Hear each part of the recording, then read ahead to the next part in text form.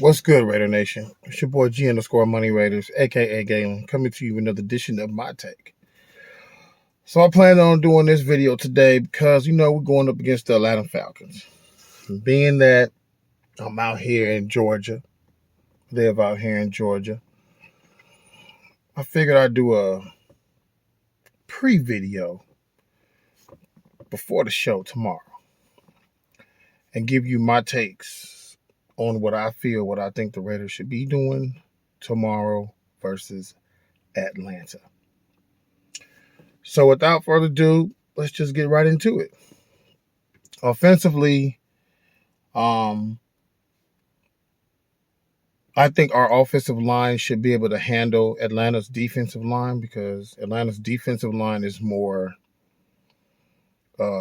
speed guys, not really big guys. They're just speed guys. Not saying they can't do some damage because they get paid just like our offensive line get paid.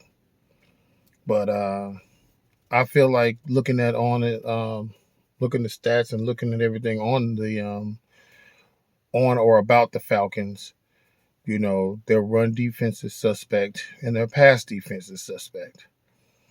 With that being said, I'm kind of up in the air on this one.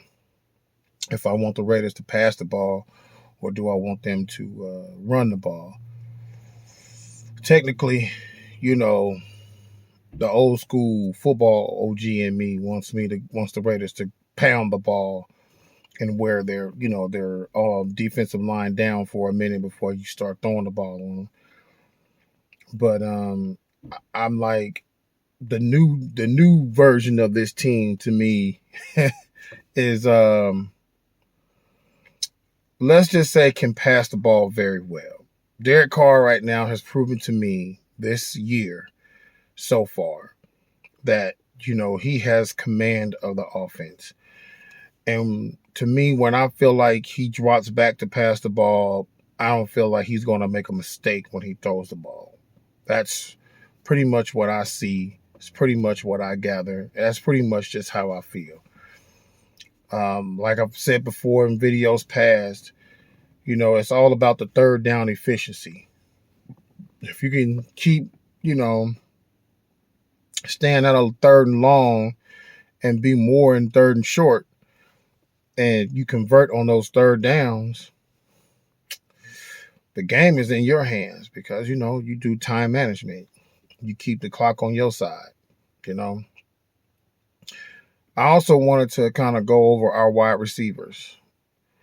So we have Edwards, we have Ruggs, Aguilar, and then we have Waller, and third and Renfro. So we got some weapons. We got some weapons to go against them, on any particular time, any particular moment. I feel like the offense should just do what they need to do. I know John is going to come with a game plan that's going to run. John is old school, y'all. And running sets up everything else. No matter how much football tries to change, the philosophy will always remain the same, is the run always sets up the pass, no matter what.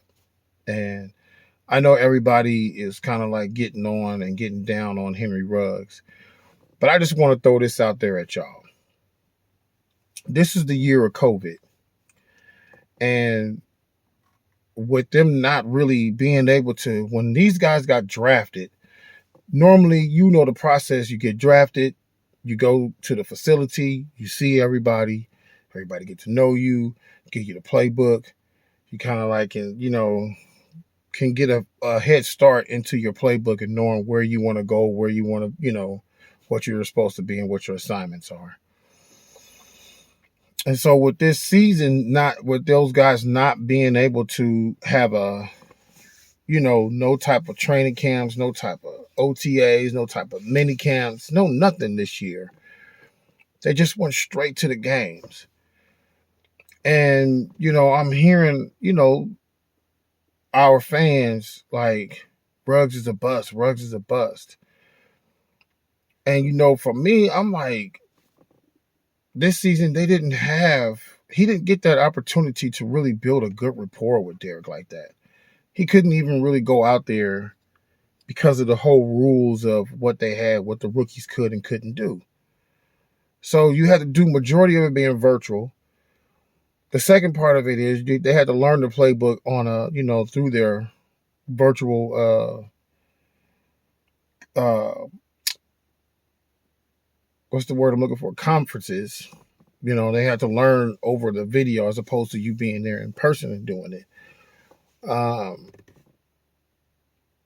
And what's so funny is, like, people are expecting more out of Ruggs. But with everything going down right now, y'all, you got to kind of give him a pass this year. To me, you got to give him a pass this year. He's learning on the fly, literally on the fly, how to call these plays, what these plays are, what they are, what each one is meaning. He didn't get that in the beginning like normal, like what everybody else did last year from the draft picks last year. So I was kind of watching, what was that, the Raider Report with Mitchell, and he was going over the fact of, talking about how he's getting frustrated with Ruggs. I get everybody is understanding the fact that you're getting frustrated, but like I said before in a video I did before, the college and the NFL are two different leagues, man. Way different leagues. And I understand that, Ruggs came from Alabama and, they ran more of what they call a pro style, but it's still not pro ready. That's just the way I see it. And, we got to at least give the man a chance to get his feet wet a little more. Because last time I checked in that Kansas City game, didn't everybody go after Ruggs, which made Waller be wide open? Wide open. Everybody was too busy scared to let Ruggs just go over the top because no defensive coordinator wants you to give up the big play. Hell, even our own defensive coordinator don't like giving up the big play. So the whole deal is they're going to cover accordingly, and they're going to cover him. So the thing that he has to learn now is, instead of being a decoy, learn how to run a route.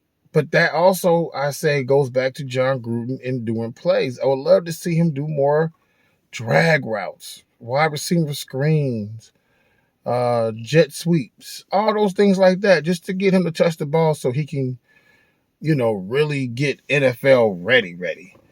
Because he ain't got to be the biggest guy. It's a lot of these receivers ain't really big, strong, tough receivers like that. But they're out there still playing and making a name for themselves. So I just want to just say, when it comes to Ruggs is probably going to have a good game, and we're going to be like, Ruggs this, Ruggs that. Because if I recall, when we did against the Carolina, everybody was like, oh, yeah, this is it. We got what we needed. We got our Tyreek Hill when Henry Ruggs came out and he made those few plays. And then week 2, before he got the knee injury,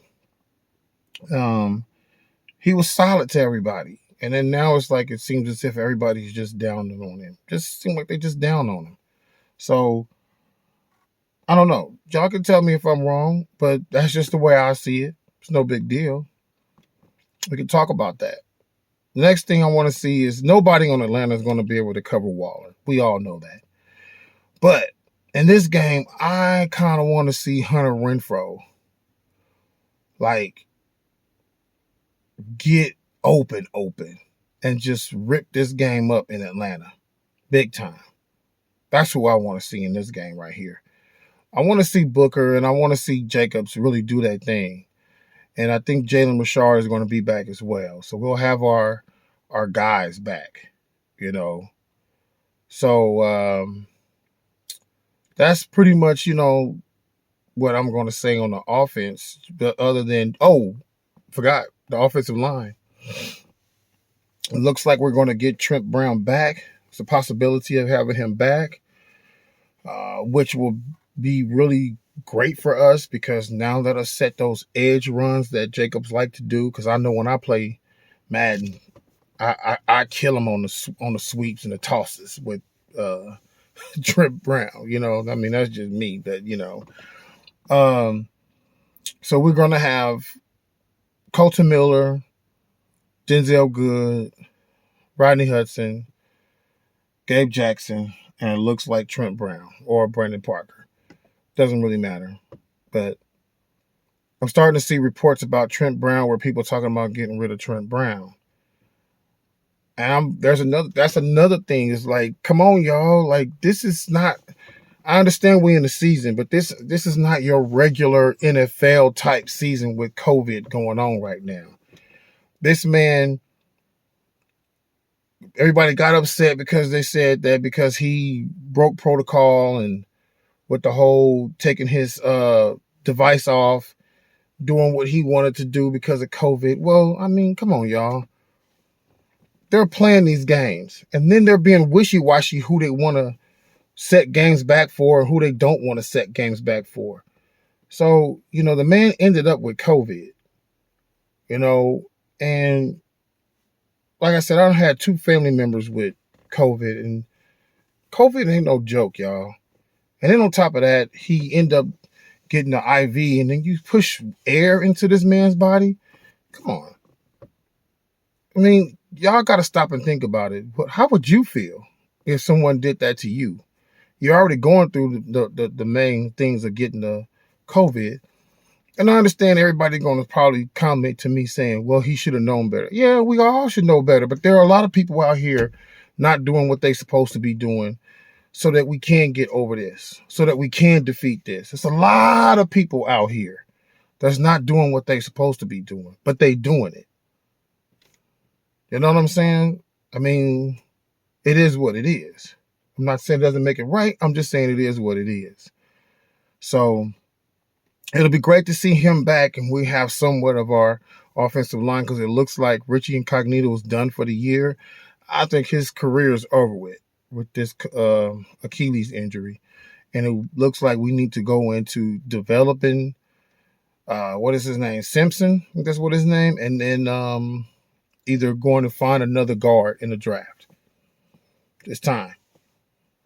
So you need to go look for a guard and a tackle because the way everybody is talking about getting rid of Trent Brown, you're going to have somebody over there because Brandon Parker may be the one that you got over there, but you're going to need some rotation because you're losing Incognito, you're losing Brown, and then you're making your backup Parker be the starting lineman. So it's time to start looking to get some people. Defensively, to me, the things that we got to work on is really talking more. Yeah, Jonathan Abrams blew that play on the pass to Kelsey in the end. We know he blew it. He admitted that he blew it. And, you know, now they have a chip on their shoulder. To me, y'all, our biggest problem on defense is not getting enough pressure on, you know, the defensive side of the ball. On that last play, if you go back and look at the play that everybody gets on Abram, Nazip, Hankins, all them guys get pushed into a bundle to where Patrick Mahomes can just bounce out and then do what he want to do when he got to the pass, as opposed to everybody keeping lanes open and containing him. Everybody got bunched into one big pile. And I understand the play before the Kelsey play, there was a holding call that wasn't called. But the way I look at it is, man, somebody should have been doing better on the play the play after when Kelsey got the touchdown. Somebody defensively. So we need to make sure that we're communicating with each other much better. And yes, I do blame Abrams for trying to run up and stop Mahomes from running, but that's not your job. You have a linebacker. You have two linebackers because you had Kwiatkowski and you had Morrow right in that area where he wasn't really going to go and do too much of what he needed to do in that whole point. So it cost us the game in the end, but yet we still held our ground against the defending champions. So we know we can play with them. Because if y'all really think about it, they changed their game plan on us big time. And what I mean by they changed their game plan on us big time is they weren't trying to throw the ball deep on us. They know they weren't going to really be able to do that because that takes Mahomes improvising. And they didn't want to get Mahomes, running around and doing all that, trying to improvise. They did what the Raiders would normally do, and that's dink and dunk. And the other problem that I had on defense is that 4th and 2 play. That 4th and 2 play was big. So we got to make sure that we get off the field defensively. 3 and outs. We need more 3 and outs, man. That's really the big deal on our defense. And that goes back to pass rush. Getting on and getting to the quarterback. So looks like we're going to have Mo Hurst back. Looks like we're going to have my boy Cleve Farrell back. Looks like we're going to have no Tack or no Vic Beasley. I don't think it's too early to be getting those guys in so quickly, even though you just picked them up. But you might be able to get Beasley in there. As we all know, Tack was put on IR. For the rest of the season. So, he's going to be our new pass rusher going forward. So, I want to see who we're going to keep because you're not going to get rid of Nazit. You're not going to get rid of Clee. You're not going to get rid of Max. So, I know John is trying to get some other guys in to get a perfect match to, get some pressure on the quarterback. What I don't like is on our defenses, I'm just seeing and it's just not our defensive. If y'all look at a lot of other teams' defenses, y'all going to see it's a lot of people falling on the defensive line, literally falling. And not, handling their footwork better. So that's another thing I think we need to work on. So obviously we're going to see if Julio Jones is going to play. According to out here, what I'm hearing on the sports talks out here, it's a 50-50 thing with him because of his hamstring. We know Todd Gurley is not going to play. And they got some other knick-knack people on offense and defense that's, kind of messed up right now.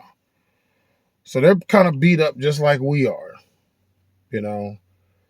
I just more so expect for the Raiders to really come out, take command, take control, and the defense come out and be fast.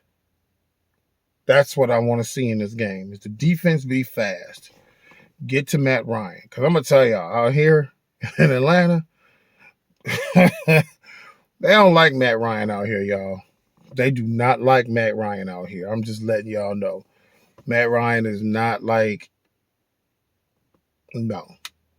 The fans out here is like so done with Matt Ryan. So I just wanted to give y'all a video before the game tomorrow, and I will try to come in tomorrow. Well, I might be able to do one because tomorrow the game is in the morning time. So, should I say morning for y'all on the West Coast, afternoon time for me out here. So, with that being said, it's your boy G_Money Raiders, a.k.a. Galen, coming to you with another edition of My Take. Don't forget to like and subscribe my channel. I'm trying to build my little channel up. I'm not mad. I still want to thank all the people who come in and chime in and always comment on my material. So, peace out, Raider Nation. And let's get this win tomorrow, all right?